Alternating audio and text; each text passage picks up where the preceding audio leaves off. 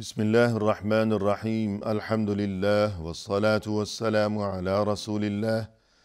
وعلى آله وأصحابه أجمعين أما بعد ناظرین کرام السلام علیکم ورحمۃ اللہ وبرکاتہ۔ مسلمان کے شب و روز کے عنوان سے اس پروگرام کے ہمراہ ہم آپ کی خدمت میں حاضر ہیں۔ آج کی اس ملاقات میں ہمارا موضوع گفتگو ہے کمزوروں کے ساتھ ہمدردی و خبر گیری، یعنی دین اسلام دین رحمت ہے۔ دین اسلام میں اس بات کی نہایت تاکید و تلقین کی گئی ہے کہ مسلمان کو چاہیے کہ وہ ہمیشہ ہر ایک کے ساتھ رحمت و ہمدردی سے پیش آیا کرے، اور یہ کہ سختی و درشتی اور سنگ دلی سے وہ ہمیشہ پرہیز ہی کیا کرے۔ رسول اللہ صلی اللہ علیہ وسلم نے فرمایا الراحمون یرحمہم الرحمن، جو دوسروں پر رحم کیا کرتے ہیں رحمان بھی انہی پر ہی رحم کیا کرتا ہے۔ ارحموا من فی الارض یرحمکم من فی السماء، تم زمین والوں پر رحم کرو آسمانوں والا تم پر رحم کرے گا۔ اور فرمایا رسول اللہ صلی اللہ علیہ وسلم نے من لا یرحم لا یرحم، جو دوسروں پر رحم نہیں کیا کرتا تو پھر اس پر بھی رحم نہیں کیا جاتا، یعنی جو اللہ کے بندوں پر اللہ کی مخلوقات پر رحم نہیں کرتا تو پھر اللہ کی طرف سے اس پر بھی رحم نہیں کیا جاتا۔ تو یوں رحمت و ہمدردی کی تاکید و تلقین کی گئی ہے دین اسلام میں۔ سبھی کے ساتھ رحمت و ہمدردی کا رویہ و سلوک روا رکھا جائے، البتہ بالخصوص معاشرے میں جو کمزور قسم کے افراد ہوا کرتے ہیں تو ان کے ساتھ رحمت و ہمدردی، نرمی سے پیش آنا، اور یہ کہ ان کی خبر گیری، ان کی مدد کرنا، ان کی ضروریات کا خیال رکھنا، اس چیز کی دین اسلام میں بہت زیادہ تاکید و تلقین کی گئی ہے۔ فرمایا قرآن کریم میں فَأَمَّا الْيَتِيمَ فَلَا تَقْهَرْ، یتیم کے ساتھ کبھی سختی سے پیش نہ آنا۔ وَأَمَّا السَّائِلَ فَلَا تَنْهَرْ، سائل کو کبھی نہ جھڑکنا، کہ کوئی سائل ہے، سوالی ہے، کچھ مانگ رہا ہے، دینا ہے تو دے دیجئے، نہیں مانا تو اسے ڈانٹ ڈپٹ نہ کیجئے، اسے سخت باتیں مت سنائیے، اس کا دل مت دکھائیے، کچھ دے دیجئے ورنہ خاموشی اختیار کیجئے، کوئی اچھی بات کہہ دیجئے یا بالکل ہی خاموش رہے انسان، لیکن ڈانٹ ڈپٹ نہ کرے، اس کا دل نہ دکھائے اپنی سخت باتوں کے ذریعے۔ رسول اللہ صلی اللہ علیہ وسلم نے ایک موقع پر ارشاد فرمایا ابغونی الضعفاء فإنما ترزقون وتنصرون بضعفائكم، جو ضعیف و ناتواں اور کمزور قسم کے لوگ ہیں تم میرے لیے انہیں تلاش کرتے رہا کرو،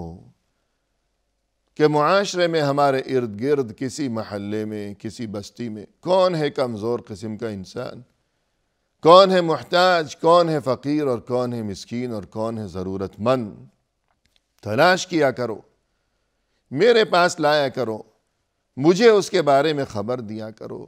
تاکہ میں اس کے کسی کام آ سکوں، میں اس کی کچھ مدد کر سکوں۔ یعنی رسول اللہ صلی اللہ علیہ وسلم کے قلب مبارک میں جب یہ جذبات کہ کاش مجھے علم ہو سکے، کوئی مجھے بتا سکے، مجھے کسی طرح پتہ چل سکے کہ مسکین انسان کہاں ہے، ضرورت مند کس جگہ ہے، کس گھر میں رہتا ہے وہ، کہاں رہتا ہے وہ، تو میں اس کے کسی کام آ سکوں۔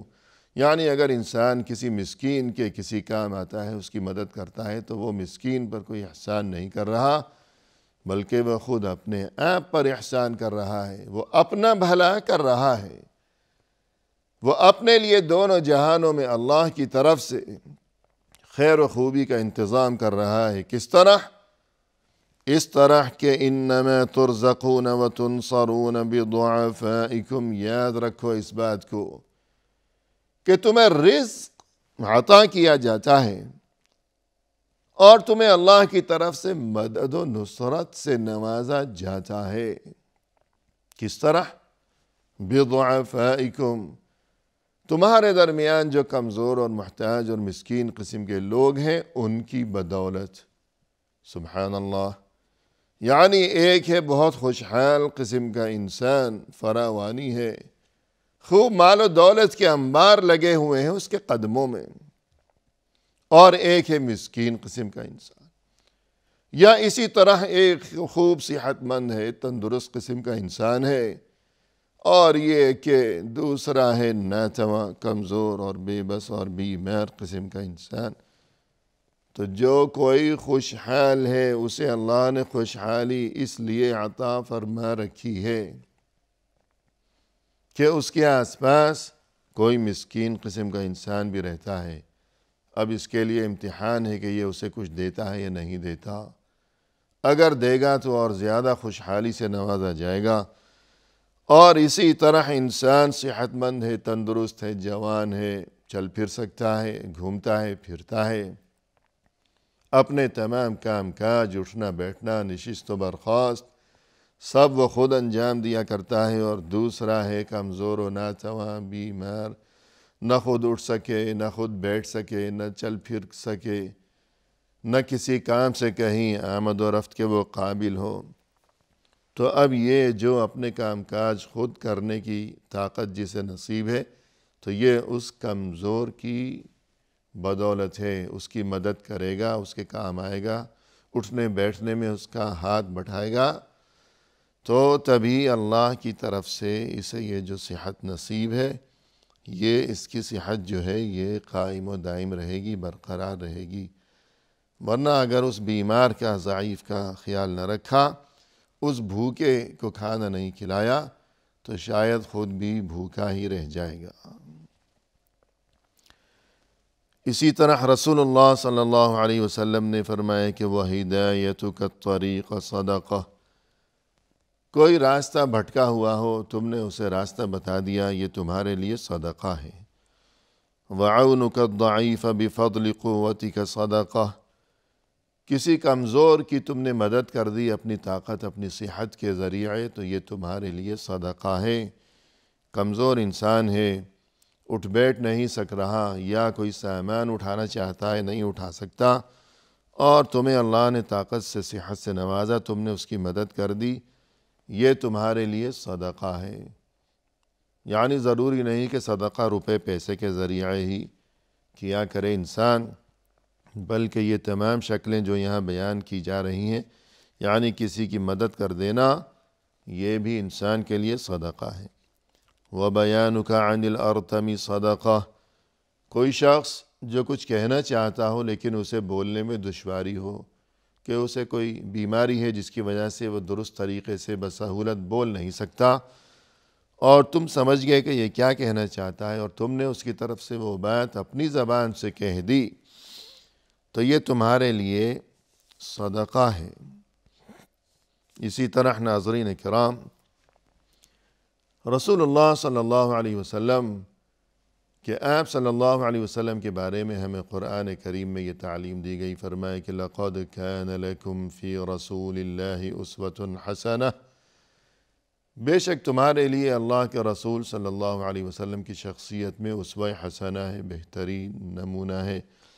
تو آپ صلی اللہ علیہ وسلم کے طور طریقے، آپ کے پاکیزہ اور بلند ترین اخلاق، آپ کی سیرت و کردار، آپ کی مقدس ترین تعلیمات، تو ہمیں بھی ایسے ہی اخلاق کو اپنانا چاہیے، انہی طور طریقوں کو اپنانا چاہیے۔ اب آپ صلی اللہ علیہ وسلم کا اخلاق اور طور طریقے کیسے تھے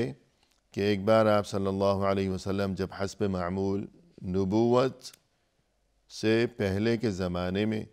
جب آپ وہاں پہاڑ کی چوٹی پر ایک غار میں، غار حرا میں تشریف لے جایا کرتے تھے،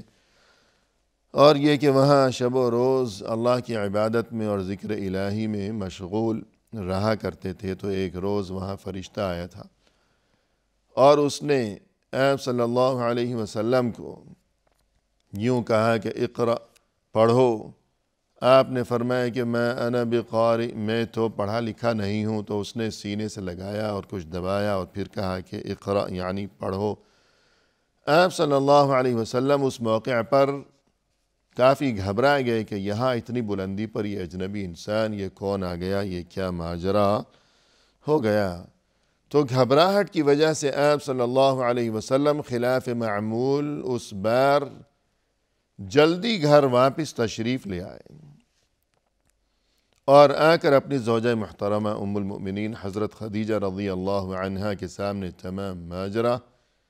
بیان فرمائے کہ ایسی ایسی صورتحال پیش آئی، وہاں پہاڑ کی چوٹی پر اتنی دور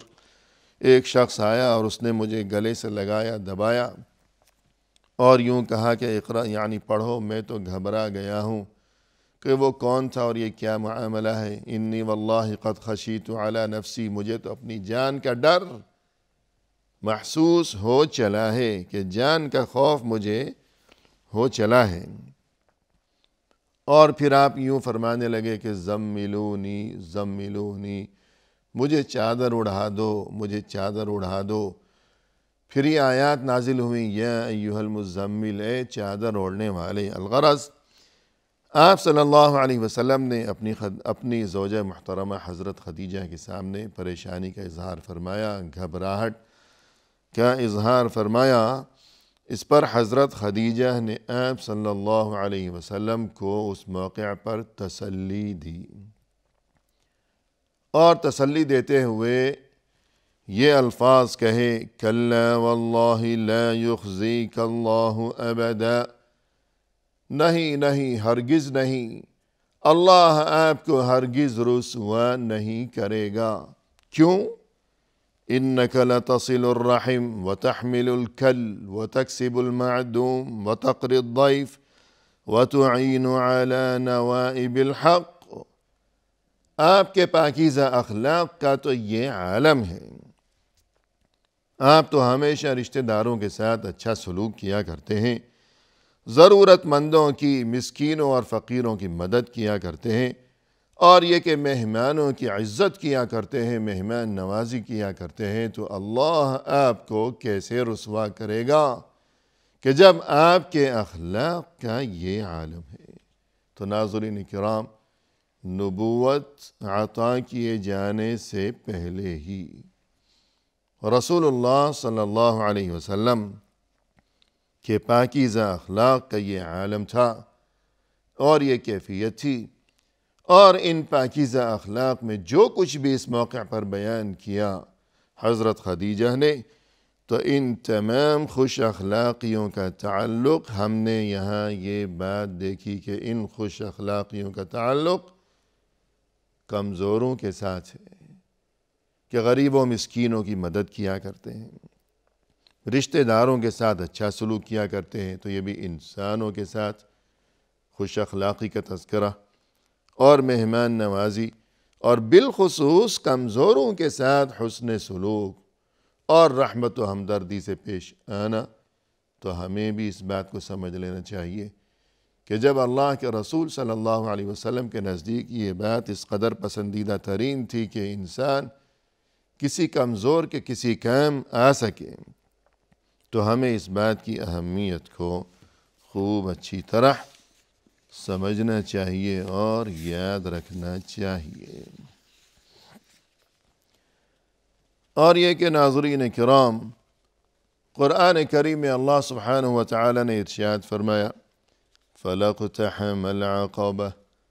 وَمَا أَدْرَاكَ مَا الْعَقَبَةُ۔ یہ جو برا قسم کا انسان ہے، یہ کبھی کسی دشوار گزار گھاٹی میں کیوں داخل نہیں ہوا، اور تم کیا جانو کہ وہ دشوار گزار گھاٹی کون سی ہے، وہ کیا ہے؟ دشوار گزار گھاٹی، العقبہ، پہاڑی راستے کہ جہاں چلنا بہت ہی مشکل ہوا کرتا ہے۔ تو ایسی دشوار گزار گھاٹی میں، ایسے پہاڑی راستے میں داخل ہونے سے مراد یہ ہے کہ یہ شخص کوئی ایسا کام کیوں نہیں کرتا کہ جو اسے بہت مشکل محسوس ہو۔ بہت ہی مشکل کام۔ اگر کسی کے دل میں اللہ کا خوف ہوگا اور اسے دونوں جہانوں میں اپنے لیے اللہ کی طرف سے خیر و خوبی کی اور صلاح و فلاح کی تمنا ہوگی، آرزو ہوگی، سچا جذبہ ہوگا، اور یہ کہ جس کے دل میں فکر آخرت کا جذبہ ہوگا تو وہ ضرور ایسا کام کرے گا کہ جس کا اللہ اور رسول صلی اللہ علیہ وسلم کی طرف سے حکم دیا گیا ہو، اگرچہ وہ کام بہت ہی مشکل ہی کیوں نہ محسوس ہو۔ بہت مشکل محسوس ہو رہا ہے کہ دشوار گزار پہاڑی راستے پر، پہاڑی گھاٹی میں جس طرح چلنا، لیکن جو کوئی ایسا نہیں کرتا، اچھا کام نہیں کرتا، کہ وہ اچھا کام اس طرح ہے کہ دشوار گزار پہاڑی راستے میں چلنا، لیکن وہ نہیں کرتا۔ کیوں نہیں کرتا؟ اس لیے کہ اگر دل میں اللہ پر سچا ایمان ہوتا تو وہ ضرور یہ کام کرتا، اگرچہ یہ کام مشکل ہے، پھر بھی کرتا۔ نہیں کر رہا تو اس کا مطلب یہ کہ دل میں اللہ پر ایمان نہیں ہے، فکر آخرت نہیں ہے، سچی لگن ہے اور نہ ہی کوئی سچا جذبہ۔ اب وہ مشکل کام کیا ہے؟ کوئی نماز کا تذکرہ نہیں کیا، روزے کا تذکرہ نہیں کیا۔ نماز، روزہ، یہ سب عبادات سر آنکھوں پر، یقیناً ان کی بہت بڑی اہمیت ہے، لیکن تذکرہ جن کاموں کا کیا تو دیکھ لیجئے ناظرین۔ وَمَا أَدْرَاكَ مَا الْعَقَبَةُ، تم کیا جانو کہ وہ عقبہ، وہ دشوار گزار، وہ پہاڑی راستہ، اس پر چلنا، اس سے کیا مراد ہے؟ اس سے مراد یہ ہے کہ فک رقبہ، کسی قیدی کی گردن چھڑا دینا، کہ کوئی قیدی ہے، غلام ہے، تو انسان اس کی طرف سے فدیہ ادا کرے، پیسے ادا کرے اور اس کی گردن چھڑا دے۔ او اطعام فی یوم ذی مسغبہ، یا کسی بھوک والے دن میں کھانا کھلا دینا۔ یتیما ذا مقربہ، کسی قرابت دار مسکین کو، او کسی قرابت دار یتیم کو، او مسکینا ذا متربہ، یا کسی خاکسار قسم کے مسکین کو۔ یتیم کو کھانا کھلانا، اور بالخصوص یہ کہ اگر وہ قرابت دار بھی ہو، رشتہ دار بھی ہو، کہ ایک بھائی کا انتقال ہو گیا اور اس کے بچے یتیم ہو گئے، اب وہ دوسرے بھائی کی سرپرستی میں آ گئے، تو اب اپنے ان یتیم بھتیجوں کا یا بھانجوں کا یا کسی بھی یتیم کا خیال رکھنا، اسے کھانا کھلانا، یا کسی مسکین کو کھانا کھلانا جو کہ ذا متربہ، خاکسار، مٹی میں پڑا رہتا ہے بیچارہ، نہ کوئی کرسی ہے، نہ گھر ہے، نہ کوئی آرام کا انتظام ہے، جو کہ خاکسار ہے، ذا متربہ۔ تو یوں یتیم کو کھانا کھلانا، مسکین کو کھانا کھلانا، یہ مشکل محسوس ہوتا ہے انسان کو کہ میں کیوں اپنی جیب سے پیسے خرچ کروں، لیکن اگر دل میں ایمان ہوگا تو انسان یتیم کو کھانا کھلائے گا، مسکین کو کھانا کھلائے گا، تو اللہ کے نزدیک یہی پسندیدہ ترین انسان ہے، اور اسی کے لیے دونوں جہانوں میں اللہ کی طرف سے عظیم ترین خوشخبریاں ہیں، ورنہ جو کوئی ایسا نہیں کرتا گویا اس نے کافرانہ روش اختیار کر لی ہے، جو کہ ایسے کاموں سے جی چرایا کرتا ہے ہمیشہ۔ اسی کے ساتھ ناظرین، فی امان اللہ، وآخر دعوانا ان الحمد للہ رب العالمین۔